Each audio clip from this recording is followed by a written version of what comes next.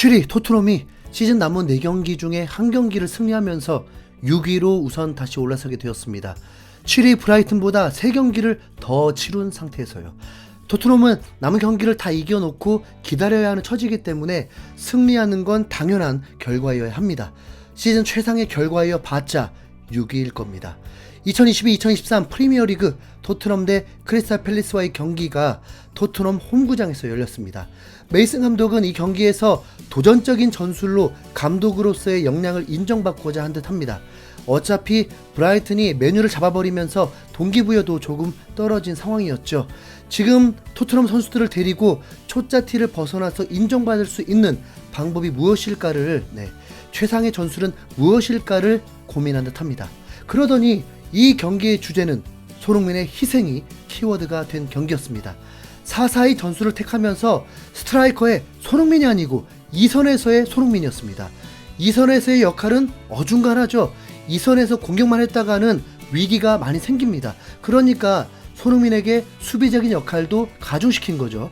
경기 중에는 수시를 변화가 생기기 때문에 손흥민이 수비적 역할이 많을지 공격적인 역할이 많을지는 예상할 수는 없었습니다. 토트넘이 파상 공세를 펼치게 된다면 당연히 손흥민도 공격적인 역할에 더 기여를 하는 거겠죠. 메이슨은 토트넘 팬들이 만족할 만한 선수들을 출전시키게 됩니다. 다이어를 빼버렸고 페리치도 빼버렸습니다.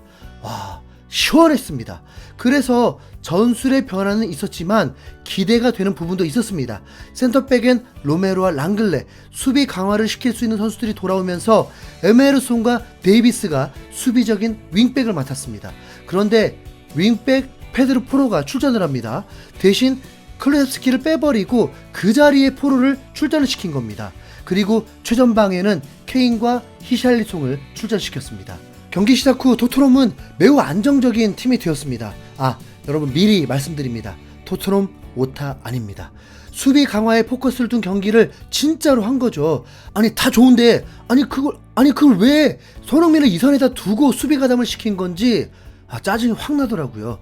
수비 강화 도전은 알겠습니다. 충분히 필요하죠. 전반전 실점을 5경기 연속 지켜봐야 했잖아요. 특히 뉴캐슬부터는 아예 역대급 기록으로 남을 실점들을 했잖아요.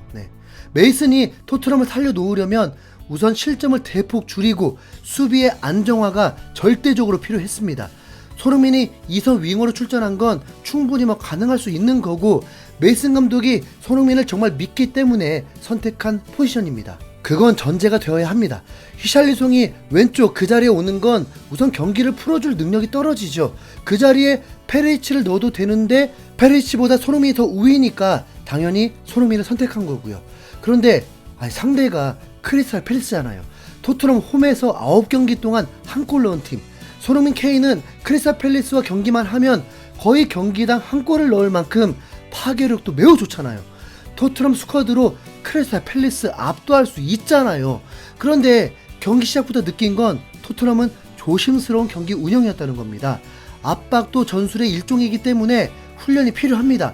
팀워크 없이 압박했다가는 공간이 텅 비게 되고 위험한 상황을 초래할 수 있죠. 그런데 압박을 할 줄 모르는 팀인 듯한 토트넘이었습니다. 재미 하나도 없는 경기. 전반전 양팀 총 슈팅은 7개, 토트넘이 4개, 수정국이 3개였습니다. 하품이 나와야 안 나와요. 상대가 강하면서 토트넘을 몰아붙이기라도 해야 역습도 나오면서 오로지 우리가 응원하는 이유인 손흥민의 활약을 많이 볼 수 있는 건데 그런 광경 자체가 없다고 봐도 됩니다. 40분이 가까울 때 만감이 교차하고 있었습니다. 토트넘이 실점이 없는 게 어색했고 지루한 경기에 득점이 나올 것 같지가 않으니까 답답했습니다.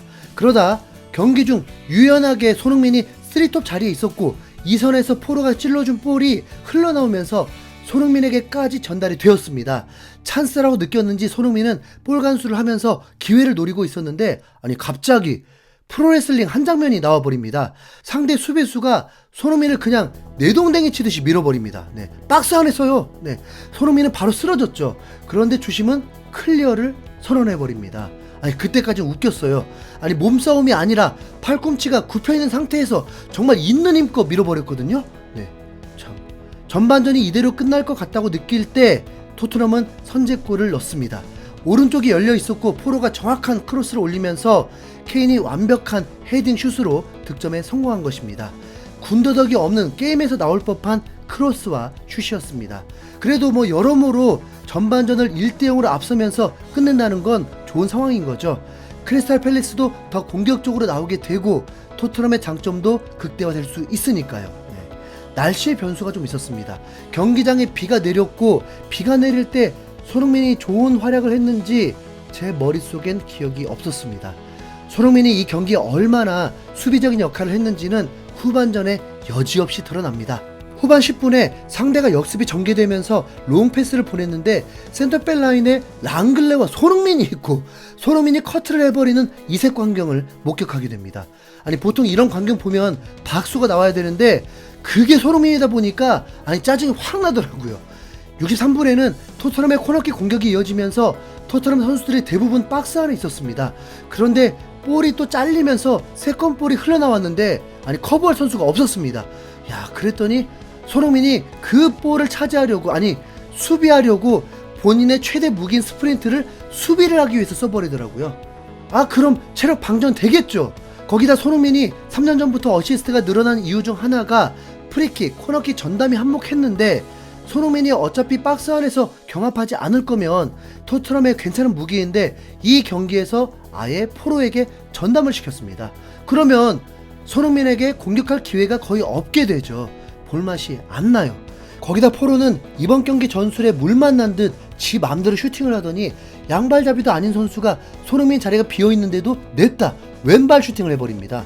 손흥민이 팀플레이를 위해 희생하고 있는데 그마저 개인 플레이를 하니까 화가 안 나요? 네. 손흥민도 강한 불만을 표출해버립니다. 그리고 뭐 체킹을 해봐야겠지만 로메로의 롱패스 한 방이 손흥민에게 기회가 오면서 득점 직전까지 왔는데 골키퍼의 팔이 그리 길 줄은 그게 득점이 안 되어버리네요. 답답해요. 네. 그래도 시간은 10여 분이 남았습니다. 야, 거기다 손흥민 공격 포인트 하나 바라고 응원하는데 다음 경기 일주일 쉬는데 체력 방전된 손흥민을 후반 88분에 교체까지 해버리면서 이 경기는 실리만 챙긴 경기가 되었습니다. 단주만은 의미 없는 교체 출전에 내가 여길 왜 왔지 하는 표정으로 출전을 했습니다. 토트넘은 한 골을 끝까지 지켜냈고 팀적으로 보면 대성공으로 이번 경기를 마무리했습니다. 이건 긴급 처방 경기여야 합니다. 일회용 전술이라고 봐야죠. 경기를 마치고 레비가 비춰지면서 순간 웃는데 순간 섬뜩하더라고요. 설마 이 경기를 만족하면서 손흥민이 2선에서 플레이하는 선수 될까봐 이거 무슨 손흥민이 알카트라즈 감옥에 갇힌 것도 아니고 떠나지도 못하고 참 미쳐버리겠습니다. 네. 풋볼 런던은 손흥민에게 평점 7점을 주면서 초반부터 경기에 영향을 주기 위해 고군분투했다. 공격뿐만 아니라 헤딩으로 중요한 가로채기에 성공하기도 했다. 이브닝 스탠다드도 동료들과 협력을 통해 마이클 올리세를 훌륭히 견제했다. 스피드를 통해 올리세를 막아서는 수비가 뛰어났다라면서 평점 7점을 부여했습니다. 평점 7점 받고 손흥민 칭찬받는 경기에 기분 나쁜 경기는 또 처음이네요. 네. 고맙다 토트로마. 이상 흰수염고리였습니다. 그래도 여러분 시청해주셔서 정말 감사합니다.